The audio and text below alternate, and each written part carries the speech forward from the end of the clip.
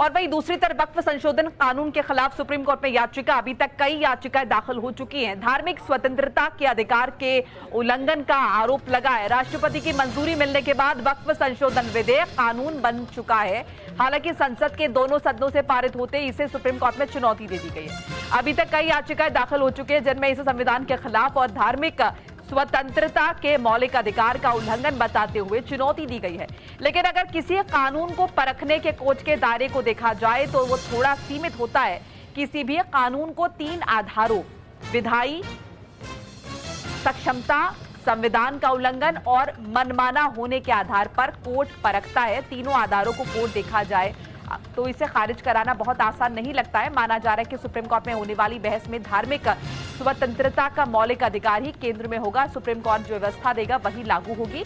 लेकिन कानून पर सरकार के तर्क को देखा जाए तो उसके अनुसार यह कानून धार्मिक आजादी के खिलाफ नहीं है, बल्कि संपत्तियों के प्रबंधन से संबंधित है, रिलेटेड है।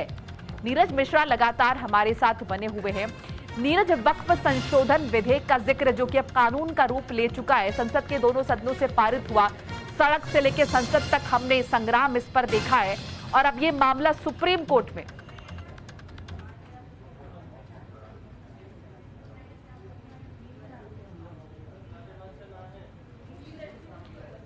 नीरज, आप तक हमारी आवाज पहुंच रही है? जी जी। तो जैसे कि नीरज मैंने जिक्र किया कि देखिए कानून का रूप तो ले चुका है, लेकिन लगातार हम इसे लेकर देख रहे हैं सड़क पर क्या संग्राम, संसद में क्या, हर जगह इसका विरोध जो है जिस तरह से हो रहा है, जो अब ये मामला कोर्ट में जा चुका है, क्या कुछ लगता है? देखिए, अब ये कानून बन चुका है। वक्फ संशोधन विधेयक अब कानून का रूप ले चुका है। राष्ट्रपति के हस्ताक्षर हो चुके हैं, दोनों सदनों से पास हो चुका है। अब तमाम याचिकाएं सुप्रीम कोर्ट में जरूर गई हैं, लेकिन सुप्रीम कोर्ट का काम जो है कानून बनाना नहीं है। उसमें क्या कुछ संशोधन है, ये संसद का काम है। हाँ, ये कानून किस तरह से काम कर रहा है ये देखना सुप्रीम कोर्ट का जरूर काम है, या कोर्ट का या न्यायालय का काम है। लेकिन कानून को बदलना बहुत मुश्किल लग रहा है। याचिकाएं जरूर दायर की जा रही हैं। नीरज, इसमें एक और चीज बड़ी दिलचस्प ये नजर आती है कि जिस तरह से शुरू से ही सरकार की तरफ से कहा जा रहा है कि देखिए धर्म में किसी भी तरह का हस्तक्षेप इसके जरिए नहीं किया जाएगा, सिर्फ संपत्तियों के मैनेजमेंट से ये कानून जो है रिलेटेड है।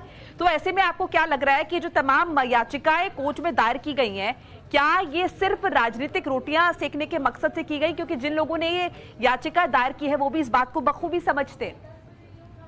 जी बिल्कुल, देखिए AIM के चीफ ने भी याचिका दायर की है, एक सांसद हैं बिहार के, उन्होंने भी याचिका दायर की है। तो जो लोग याचिका दायर कर रहे हैं ज्यादातर वो राजनीतिक दलों से संबंधित रखते हैं। इमरान प्रतापगढ़ी के द्वारा भी याचिका दायर करने की बात अब सामने आ रही कि वो भी इसमें याचिका दायर करेंगे। तो कुल मिला के राजनीतिक तौर पर जरूर ये उनके लिए फायदेमंद हो सकता है, लेकिन वहां पर उन्हें कोई राहत नहीं मिलेगी, ये जरूर है।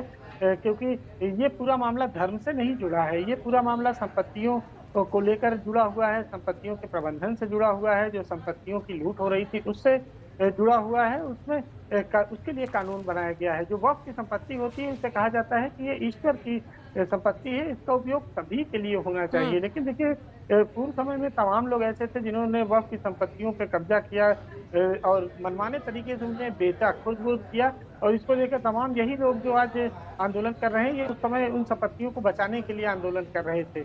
तो कुल मिला के कहा जाए कहीं ना कहीं इसमें राजनीतिक रंग तो जरूर है, और साथ ही साथ अपने लोगों नीरज, लेकिन अगर आप देखेंगे तो जब भी इस कानून की मुखालफत हो रही है, जब भी इस विधेयक का, पहले जब भी विधेयक था इसका विरोध हो रहा था, तो बार बार इसी बात का जिक्र हो रहा था कि कहीं ना कहीं ये आपकी धार्मिक आजादी के खिलाफ है, कहीं ना कहीं मुस्लिम्स के धार्मिक स्वतंत्रता के खिलाफ है। ये इसी बात का हवाला देकर इसका विरोध किया जा रहा है ना? जी बिल्कुल, देखिए ये धर्म से जुड़ा मामला ही नहीं है, ये संपत्तियों के प्रबंधन से जुड़ा हुआ मामला है। वक्फ वो संपत्ति होती है जो लोग दान कर देते हैं, डोनेट कर देते हैं कि अच्छे कॉज के लिए इनका उपयोग किया जाए। लेकिन कहीं ना कहीं उसमें कई खामियां थी और लोग इसका फायदा उठा रहे थे और उन्हें बेच रहे थे, दुकानें बना रहे थे और तमाम चीजें इस तरह की बना रहे थे, कमर्शियल एक्टिविटी कर रहे थे, उसका सीधा फायदा वो खुद ले रहे थे। अब देखिए, वक्फ की तमाम संपत्ति, लाखों की संख्या में संपत्ति है, लेकिन उसका कोई किराया नहीं मिलता है, बहुत कम किराया मिलता है। और जो वक्फ के कर्मचारी हैं उनको तनख्वाह तक नहीं मिलती है। यानी कि जो मुतवल्ली है वो तो करोड़पति होते जा रहे हैं, लेकिन जो कर्मचारी हैं जो इसका प्रबंधन कर रहे थे उनको कोई पैसा नहीं मिल रहा था, उनकी कई कई महीने की तनख्वाह भी रुकी थी। ये भी खबर न्यूज इंडिया ने दिखाई थी। तो वो किस तरह से लूट खसोट हो रही थी, ऐसी ही चीजों पर लगाम लगाने के लिए ये कानून लाया गया है। धर्म से इसका कोई मतलब नहीं कि धर्म और उनके किसी तरह का जो पूजा पद्धति है उसमें किसी तरह के बाधा विघ्न नहीं है इसमें। तो धार्मिक आधार पर तो इसको चैलेंज नहीं किया जा सकता। चलिए, बहुत बहुत शुक्रिया नीरज मिश्रा, आपका तमाम बातचीत जानकारी के लिए। वक्फ संशोधन बिल के खिलाफ सुप्रीम कोर्ट में याचिका दायर हुई है और अब देखना होगा सुप्रीम कोर्ट का क्या रुख रहता है, क्योंकि लगातार इस बात का हवाला दिया जा रहा है कि संविधान के साथ छेड़छाड़ हुई है, धार्मिक आजादी छीनी जा रही है, जबकि सरकार का तर्क है कि ये सिर्फ संपत्तियों के